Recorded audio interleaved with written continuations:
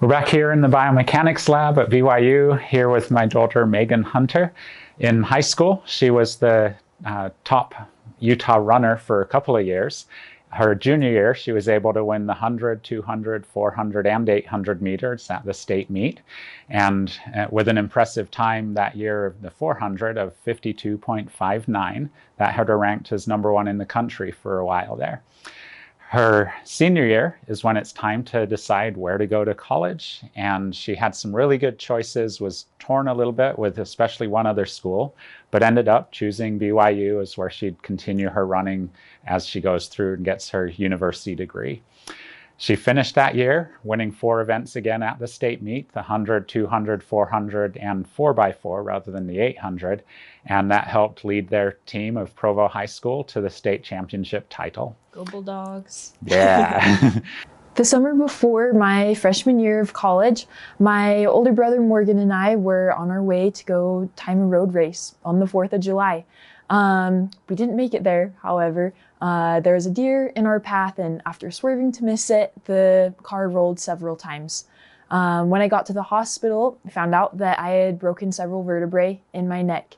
That next day, I had surgery to fuse the bones together. At the time, we weren't really sure what my future was going to be with running. However, I was cleared to start running on the HydroWorks water treadmill 6 months after the accident, and in April, I was cleared to start doing workouts again. There was a lot of uncertainty after the surgery in terms of what would Meghan's career look like in terms of running, and specifically in the lab, we were curious about the running mechanics. We had a few tests from prior to the crash through high school, looking at how she was moving through a range of speeds. So we did some of those same measurements once she was cleared to run. I'll go through those today with you in terms of the movement patterns, how those changed, how forces applied to the ground, stride length, stride rate. We'll take a look at a lot of different things and see what the outcome was from pre-surgery to fairly close to post-surgery. And then we've got 3 other measurements since then, and we'll show you what the outcomes were.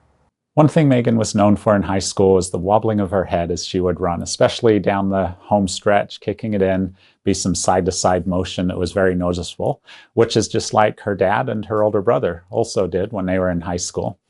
Now in the neck, we have 3 dimensions of motion. There's the frontal plane, that would be the side to side like this. There's the sagittal plane, which would be flexion and extension of the neck. And then the transverse plane gives this rotation back and forth. In the graph here, you can see we picked out very easily the motion of her head when she was still tested back in high school. And most notable on this one, compared to what I'll show you next, is the orange curve, which represents the side-to-side rotation of the head. And when we looked at that post-surgery, this was about 6 months after the surgery, running at 8-minute mile pace, you can see there's hardly any side-to-side motion, and even the other dimensions got decreased just a little bit. Some other measurements that came out quite interesting were the peak force, the ground time that the foot spends on the ground, the step rate, the hip flexion, and the vertical oscillation of the center of mass. Let's take a look at some of those plots and see what happened as we went through those years. The March 2019 measurements come from the final season of her time at Provo High School, and we have measures of peak force here in multiples of body weight at 8:30, 7:30, 6:30, 5:30, and 4:30 per mile pace. The January 2020 measures represent just the 8:30 pace, which was 6 months after the surgery. And you can see there wasn't really much difference going from pre-injury to post-injury at that 8:30 pace on peak force. But as she continued to progress, modify her training, shifting more towards becoming an 800-meter runner, including more strength training into what she was completing, we see a gradual increase in peak force as the years go by. So now in October 2023, she's putting in a much more meaningful amount of force into the ground with each step at every speed of running. The time on the ground didn't seem to change at the 8:30 pace from pre-surgery to post-surgery. And then we see this gradual decline of round time from 2020 to 2023. So she's applying more force while spending less time on the ground, which seems like we have a more powerful runner as those years continued on. The step rate's fairly steady. We're zoomed in to 150 to 190 steps per minute here. So not really having a very noticeable change other than that 8:30 pace going from 162 steps per minute down to just under 150, which is a really low rate, but still with some hesitations first run since coming off the surgery. There was an attempt, it seems, to take less steps per minute, maybe trying to avoid any added stress to her neck area. Then the hip flexion. This is how much the knee drives up as you prepare to send the leg down to the ground to have foot contact with the ground. We didn't really see a difference there from the pre to post surgery, but there's been this increase in hip flexion from high school up through where she is today. In terms of vertical oscillation, we don't have all the data from March 2019, just the way we were collecting our samples back then. But you can see there was a little bit of an increase in vertical oscillation from post-surgery into today. And even our most recent measure, we have this gradual increase in especially the faster speeds of running. Now, that might be thought of as a bad thing, but this is a characteristic that we want to optimize according to all the other factors that are going into our running mechanics. And the 10 centimeter vertical oscillation that you see at the slower speeds down to just over 7 now at 4:30 pace is actually a pretty low amount of vertical oscillation for someone that's 5 foot 9.5 inches. So this isn't necessarily encouraging or discouraging or anything. It is what it is for what all the other factors are going on in her body. And there doesn't seem to be any too low or too high amount of vertical oscillation going here. But you do notice that when she was post-injury, she seemed to be trying to minimize some of that vertical oscillation.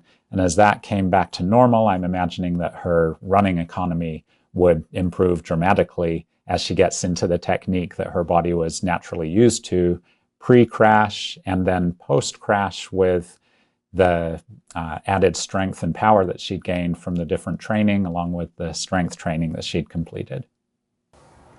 Now you've seen a lot of how the running mechanics changed, or in some cases didn't change over those last few years, but there's also the physiology and the growth and the changing of event. She shifted more towards the 800 once coming to BYU.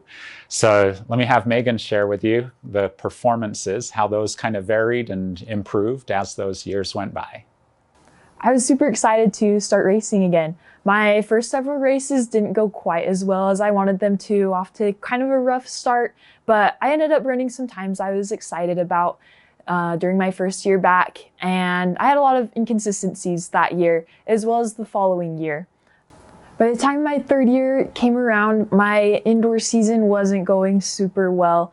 I was racing times slower than I had in high school, and gradually throughout the outdoor season, I was able to slowly get better and better, consistently better and better until I was able to race really well when it mattered most. At regionals, I was able to have a great couple of races that got me to nationals. And at nationals, I had a big PR to make it to the finals. And there I placed 8th, making me an All-American. And now at this last indoor season, it was a great season. It was a lot of fun, and I was able to run some times I was excited about.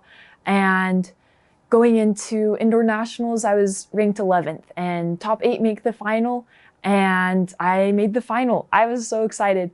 And in the final, I was able to stick to the race plan, and I was feeling really fit and strong, and I was able to place 3rd in the nation at this last indoor season. What was really most exciting about these performances of getting down to, in the end, 2:01, which is currently her best time, and finishing 8th outdoors and 3rd indoors, is knowing the progression and what it took to get to that point. So you may be going through a recovery from a surgery or struggling through a long-term injury, And the process is really what matters more than the end outcomes. So if we consider what you go through as you work through those hard times, the challenges, the patience that's required to stick with it until the point comes where you can start accomplishing those goals again, or at least doing the work that it takes to get to those, that's where the real lessons come along in life, and it adds so much excitement to those moments when successes do occur.